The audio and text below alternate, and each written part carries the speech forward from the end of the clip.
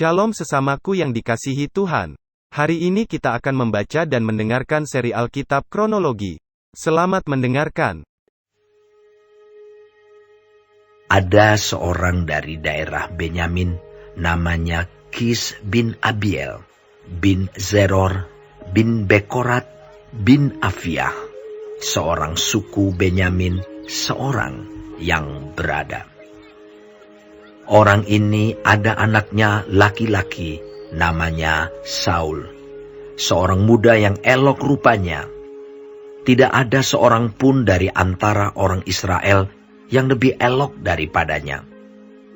Dari bahu ke atas, ia lebih tinggi daripada setiap orang sebangsanya. Kis, ayah Saul itu, kehilangan keledai-keledai betinanya. Sebab itu berkatalah Kis kepada Saul, anaknya, "Anakku, ambillah salah seorang bujang, bersiaplah, dan pergilah mencari keledai-keledai itu." Lalu mereka berjalan melalui pegunungan Efraim. Juga mereka berjalan melalui tanah Salisa, tetapi tidak menemuinya. Kemudian mereka berjalan melalui tanah Sahalim, tetapi keledai-keledai itu tidak ada. Kemudian mereka berjalan melalui tanah Benyamin, tetapi tidak menemuinya. Ketika mereka sampai ke tanah Zuf, berkatalah Saul kepada bujangnya yang bersama-sama dengan dia, "Mari, kita pulang. Nanti ayahku tidak lagi memikirkan keledai-keledai itu, tetapi khawatir mengenai kita." Tetapi orang ini berkata kepadanya, "Tunggu, di kota ini ada seorang abdi Allah, seorang yang terhormat. Segala yang dikatakannya pasti terjadi. Marilah kita pergi ke sana sekarang juga. Mungkin ia dapat memberitahukan kepada kita tentang perjalanan yang kita tempuh ini." Jawab Saul kepada bujangnya itu, "Tetapi kalau kita pergi, apakah yang kita bawa kepada orang itu? Sebab roti di kantong kita telah habis, dan tidak ada pemberian untuk dibawa kepada abdi Allah itu. Apakah yang ada pada kita?" Jawab bujang itu pula kepada Saul, "Masih ada padaku 1/4 sikal perak. Itu dapat aku berikan kepada abdi Allah itu. Maka ia akan memberitahukan kepada kita tentang perjalanan kita." Dahulu di antara orang Israel, apabila seseorang pergi menanyakan petunjuk Allah, ia berkata begini, "Mari, kita pergi kepada pelihat." sebab nabi yang sekarang ini disebutkan dahulu pelihat. Kemudian berkatalah Saul kepada bujangnya itu, "Pikiranmu itu baik. Mari kita pergi." Maka pergilah mereka ke kota, ke tempat abdi Allah itu. Ketika mereka naik jalan pendakian ke kota itu, mereka bertemu dengan gadis-gadis yang keluar hendak menimba air. Mereka bertanya kepada gadis-gadis itu, "Pelihat ada di sini?" Jawab gadis-gadis itu kepada mereka, "Ya, ada. Baru saja ia mendahului kamu. Cepat-cepatlah sekarang. Ia datang ke kota hari ini karena ada perjamuan korban untuk orang banyak di bukit pada hari ini. Apabila kamu masuk ke kota, kamu akan segera menjumpainya sebelum ia naik ke bukit untuk makan. Sebab orang banyak tidak akan makan sebelum ia datang, karena dialah yang memberkati korban. Kemudian barulah para undangan makan. Pergilah sekarang, sebab kamu akan menjumpainya dengan segera." Maka naiklah mereka ke kota, dan ketika mereka masuk kota, Samuel yang berjalan keluar untuk naik ke bukit berpapasan dengan mereka. Tetapi Tuhan telah menyatakan kepada Samuel sehari sebelum kedatangan Saul, demikian, "Besok kira-kira waktu ini, aku akan menyuruh kepadamu seorang laki-laki dari tanah Benyamin. Engkau akan mengurapi dia menjadi raja atas umatku Israel, dan ia akan menyelamatkan umatku dari tangan orang Filistin. Sebab aku telah memperhatikan sengsara umatku itu, karena teriakannya telah sampai kepadaku." Ketika Samuel melihat Saul, Maka berfirmanlah Tuhan kepadanya, Inilah orang yang kusebutkan kepadamu itu. Orang ini akan memegang tampuk pemerintahan atas umatku. Dalam pada itu, Saul datang mendekati Samuel di tengah pintu gerbang dan berkata, Maaf, di mana rumah pelihat itu? Jawab Samuel kepada Saul, katanya, Akulah pelihat itu. Naiklah mendahului aku ke bukit. Hari ini kamu makan bersama-sama dengan daku. Besok pagi aku membiarkan engkau pergi, dan aku akan memberitahukan kepadamu segala sesuatu yang ada dalam hatimu. Adapun keledai-keledaimu yang telah hilang 3 hari lamanya sampai sekarang, janganlah engkau khawatir, sebab telah diketemukan. Tetapi siapakah yang memiliki segala yang diingini orang Israel? Bukankah itu ada padamu dan pada seluruh kaum keluargamu? Tetapi jawab Saul, Bukankah aku seorang suku Benyamin, suku yang terkecil di Israel? Dan bukankah kaumku yang paling hina dari segala kaum suku Benyamin? Mengapa Bapa berkata demikian kepadaku? Sesudah itu Samuel mengajak Saul dan bujangnya. Dibawanya ke pendopo dan diberikannya kepada mereka tempat utama di depan para undangan, yang banyaknya kira-kira 30 orang. Berkatalah Samuel kepada juru masak, Berikanlah sekarang bagian yang diberikan kepadamu tadi, dengan pesan, simpanlah ini dahulu.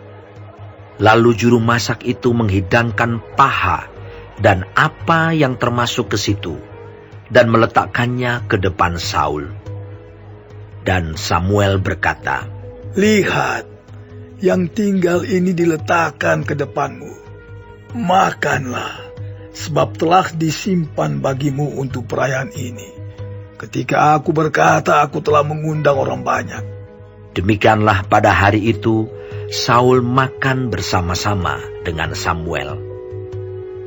Sesudah itu, turunlah mereka dari bukit ke kota. Dan Samuel bercakap-cakap dengan Saul di atas sotoh. Mereka bangun pagi-pagi, dan ketika fajar menyingsing, Samuel memanggil Saul yang ada di atas sotoh itu. Katanya, Bangunlah, aku akan mengantarkan engkau. Lalu Saul bangun, dan mereka keduanya pergi keluar, yakni ia dan Samuel. Ketika mereka turun sampai ke ujung kota, berkatalah Samuel kepada Saul, Katakanlah kepada bujang itu, supaya ia pergi mendahului kita. Tetapi berhentilah engkau sebentar, maka aku akan memberitahukan kepadamu firman Allah.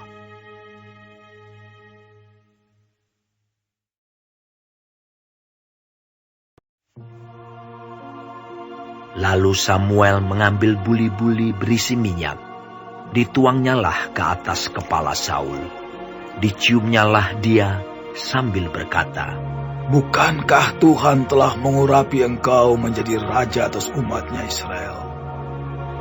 Engkau akan memegang tampuk pemerintahan atas umat Tuhan, dan engkau akan menyelamatkannya dari tangan musuh-musuh di sekitarnya. Inilah tandanya bagimu, bahwa Tuhan telah mengurapi engkau menjadi raja atas miliknya sendiri. Apabila engkau pada hari ini pergi meninggalkan aku, maka engkau akan bertemu dengan 2 orang laki-laki di dekat kubur Rahel, di daerah Benyamin, di Zelzah. Mereka akan berkata kepadamu, keledai-keledai yang engkau cari itu telah diketemukan. Dan ayahmu tidak memikirkan keledai-keledai itu lagi, tetapi ia khawatir mengenai kamu. Katanya, apakah yang akan kuperbuat untuk anakku itu? Dari sana engkau akan berjalan terus lagi, dan sampai ke pohon terbanting Tabor. Maka di sana engkau akan ditemui oleh 3 orang laki-laki yang naik menghadap Allah di Betel. Seorang membawa 3 ekor anak kambing, seorang membawa 3 ketul roti, dan yang lain lagi sebuyung anggur. Mereka akan memberi salam kepadamu dan memberikan kepadamu 2 ketul roti yang akan kau terima dari mereka. Sesudah itu, engkau akan sampai ke Gibea Allah, tempat kedudukan pasukan orang Filistin. Dan apabila engkau masuk kota, engkau akan berjumpa di sana dengan serombongan nabi yang turun dari bukit pengorbanan dengan gambus, rebana, suling, dan kecapi di depan mereka. Mereka sendiri akan kepenuhan seperti nabi. Maka roh Tuhan akan berkuasa atasmu. Engkau akan kepenuhan bersama-sama dengan mereka dan berubah menjadi manusia lain. Apabila tanda-tanda ini terjadi kepadamu, lakukanlah apa saja yang didapat oleh tanganmu, sebab Allah menyertai engkau.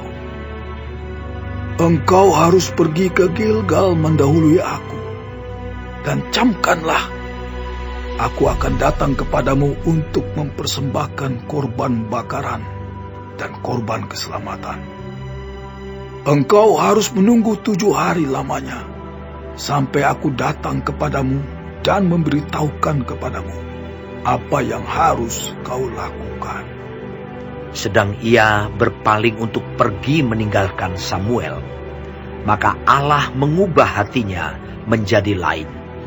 Dan segala tanda-tanda yang tersebut itu terjadi pada hari itu juga. Ketika mereka sampai di Gibea dari sana, maka bertemulah ia dengan serombongan nabi.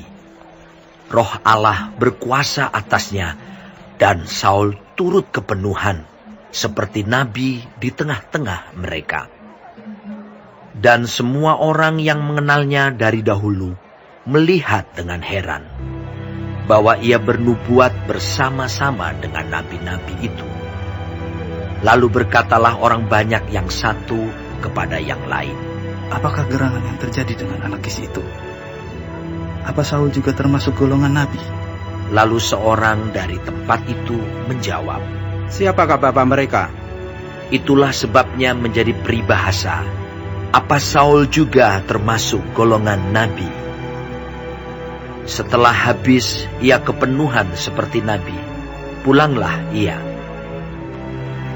Dan paman Saul berkata kepadanya dan bujangnya, dari mana kamu? Jawabnya, mencari keledai-keledai itu. Tetapi ketika tidak terlihat, maka kami pergi kepada Samuel. Kemudian paman Saul itu berkata, coba ceritakan kepadaku, apa yang dikatakan Samuel kepada kamu? Kata Saul kepada pamannya itu, terus saja diberitahukannya kepada kami bahwa keledai-keledai itu telah diketemukan. Tetapi perihal menjadi raja yang telah dikatakan Samuel kepadanya, tidak diceritakan kepadanya. Kemudian Samuel mengerahkan bangsa itu ke hadapan Tuhan di Mispa. Dan ia berkata kepada orang Israel itu, beginilah firman Tuhan Allah Israel. Aku telah menuntun orang Israel keluar dari Mesir, dan telah melepaskan kamu dari tangan orang Mesir, dan dari tangan segala kerajaan yang menindas kamu. Tetapi sekarang kamu menolak Allahmu yang menyelamatkan kamu dari segala malapetaka dan kesusahanmu, dengan berkata, tidak, angkatlah seorang raja atas kami. Maka sebab itu, berdirilah kamu di hadapan Tuhan, menurut sukumu dan menurut kaummu. Lalu Samuel menyuruh segala suku Israel tampil ke muka. Maka didapati suku Benyamin. Sesudah itu, disuruhnyalah suku Benyamin tampil ke muka menurut kaum keluarganya. Maka didapati kaum keluarga Matri. Akhirnya disuruhnyalah kaum keluarga Matri tampil ke muka, seorang demi seorang. Maka didapati Saul bin Kis. Tetapi ketika ia dicari, ia tidak diketemukan. Sebab itu ditanyakan pulalah kepada Tuhan. Apa orang itu juga datang kemari? Tuhan menjawab, Sesungguhnya ia bersembunyi di antara barang-barang. Berlarilah orang ke sana dan mengambilnya dari sana. Dan ketika ia berdiri di tengah-tengah orang-orang sebangsanya, ternyata ia dari bahu ke atas lebih tinggi daripada setiap orang sebangsanya. Dan Samuel berkata kepada seluruh bangsa itu, Kamu lihatkah orang yang dipilih Tuhan itu? Sebab tidak ada seorang pun yang sama seperti dia di antara seluruh bangsa itu. Lalu bersoraklah seluruh bangsa itu demikian. Hidup dia! Kemudian Samuel menguraikan kepada bangsa itu tentang hak-hak kerajaan, menuliskannya pada suatu piagam dan meletakkannya di hadapan Tuhan. Sesudah itu Samuel menyuruh seluruh bangsa itu pulang masing-masing ke rumahnya. Saul pun pulang ke rumahnya ke Gibea, dan bersama-sama dengan dia ikut pergi orang-orang gagah perkasa yang hatinya telah digerakkan Allah. Tetapi orang-orang dursila berkata, Masakan orang ini dapat menyelamatkan kita? Mereka menghina dia dan tidak membawa persembahan kepadanya. Tetapi ia pura-pura tuli.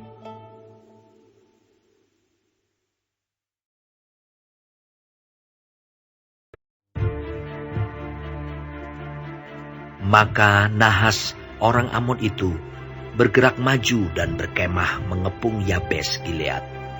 Lalu berkatalah semua orang Yabes itu kepada Nahas, Adakanlah perjanjian dengan kami, maka kami akan takluk kepadamu. Tetapi Nahas orang Amon itu berkata kepada mereka,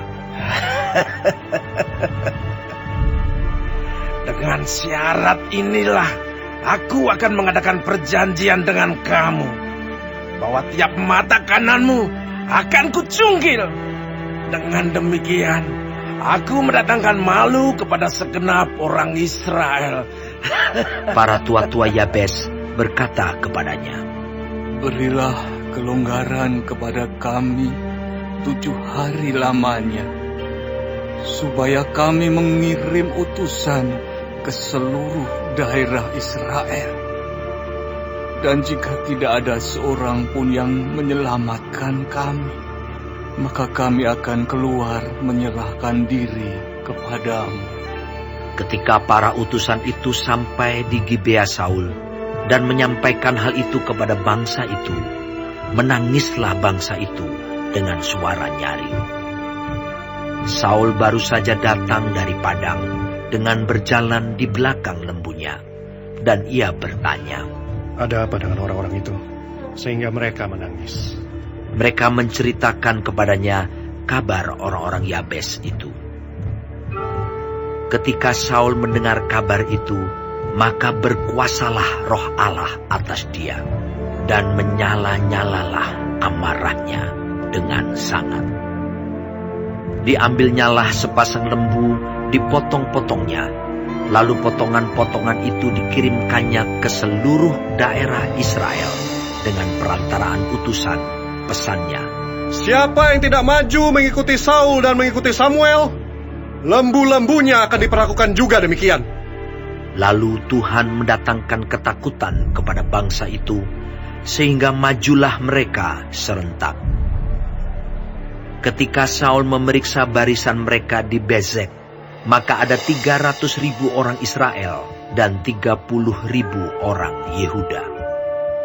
Kepada para utusan yang datang itu dikatakan, Beginilah kamu katakan kepada orang-orang Yabes Gilead, besok pada waktu panas teriknya matahari, akan datang bagimu penyelamatan.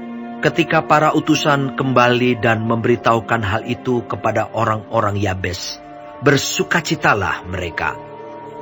Lalu orang-orang Yabes itu berkata kepada Nahas, Besok kami akan keluar menyerahkan diri kepadamu. maka bolehlah kamu lakukan terhadap kami apapun yang kamu pandang baik. Keesokan harinya, Saul membagi rakyat itu menjadi 3 pasukan. Mereka itu masuk ke tengah-tengah perkemahan musuh pada waktu kawal pagi dan memukul kalah orang-orang Amon sebelum hari panas. Dan terserak-seraklah orang-orang yang lolos itu, sehingga di antara mereka tidak ada tinggal 2 orang bersama-sama. Lalu berkatalah bangsa itu kepada Samuel, "Siapakah yang telah berkata, masakan Saul menjadi raja atas kita? Serahkanlah orang-orang itu, supaya kami membunuhnya." Tetapi kata Saul, "Pada hari ini, seorang pun tidak boleh dibunuh. Sebab pada hari ini, Tuhan telah mewujudkan keselamatan kepada Israel." Dan Samuel berkata kepada bangsa itu, "Marilah kita pergi ke Gilgal dan membarui jabatan raja di sana." Lalu pergilah seluruh bangsa itu ke Gilgal dan menjadikan Saul raja di sana di hadapan Tuhan di Gilgal. Dan mereka mempersembahkan di sana korban keselamatan di hadapan Tuhan, dan bersukarialah di sana Saul dan semua orang Israel dengan sangat.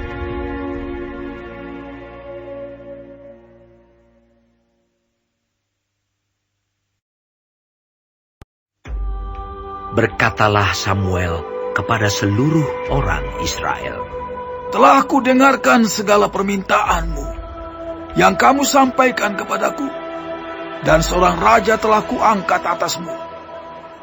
Maka sekarang raja itulah yang menjadi pemimpinmu. Tetapi aku ini telah menjadi tua dan beruban.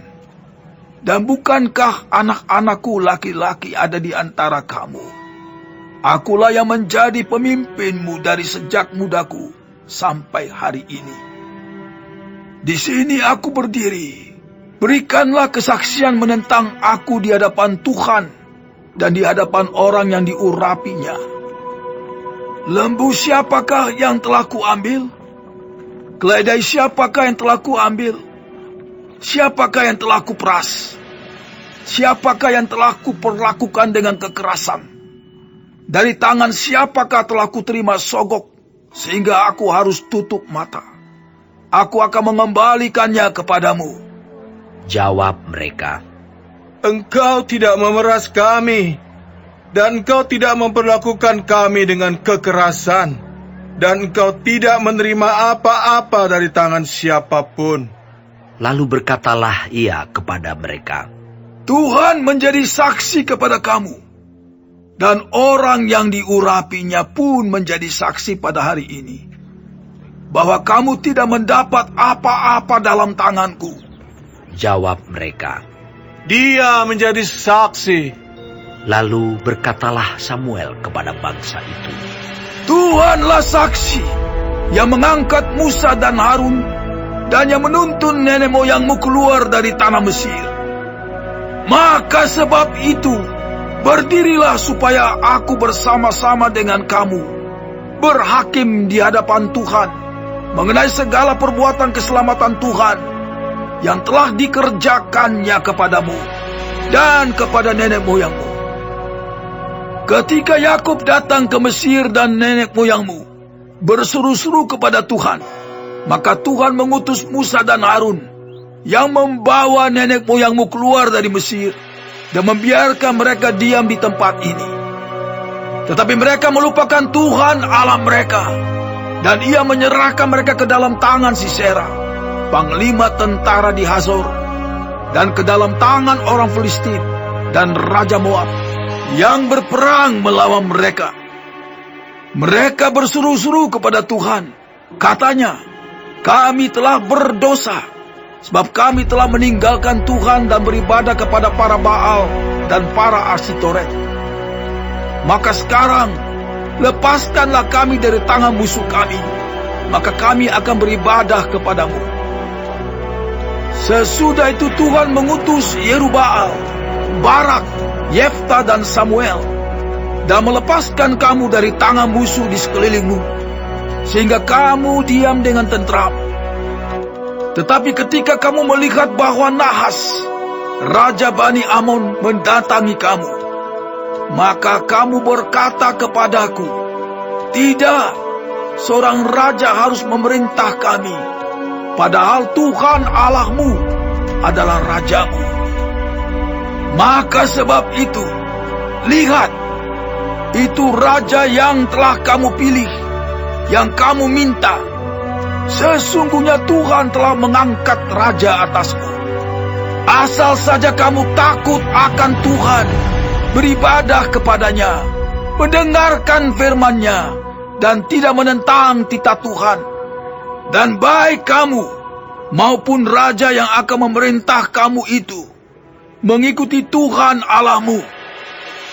Tetapi jika kamu tidak mendengarkan firman Tuhan dan kamu menentang titah Tuhan, maka tangan Tuhan akan melawan kamu dan melawan rajamu. Sekarang tinggallah berdiri dan lihatlah perkara yang besar yang akan dilakukan Tuhan di depan matamu ini. Bukankah sekarang musim menuai gandum?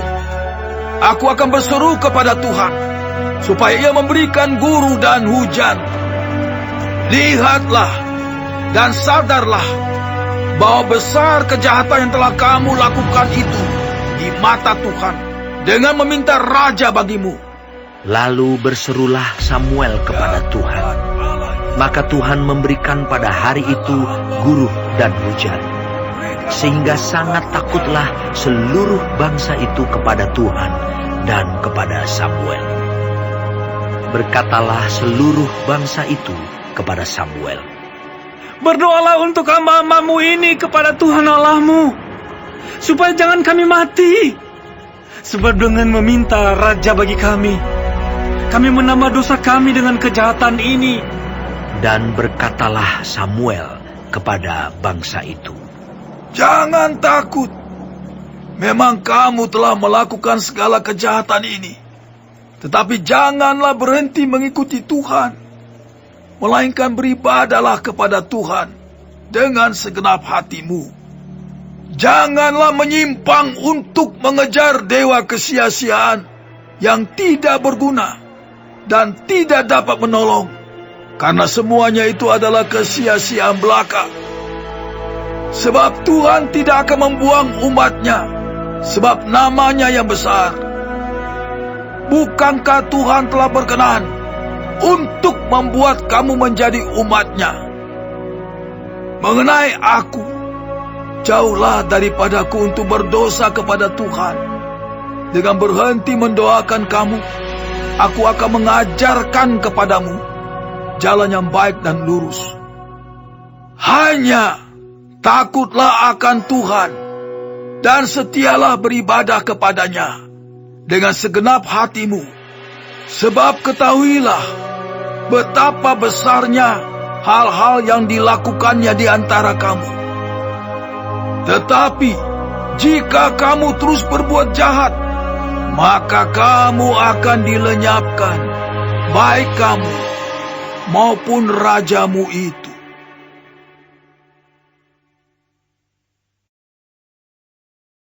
Hari ini kita telah mendengarkan seri Alkitab Kronologi. Tuhan Yesus memberkati.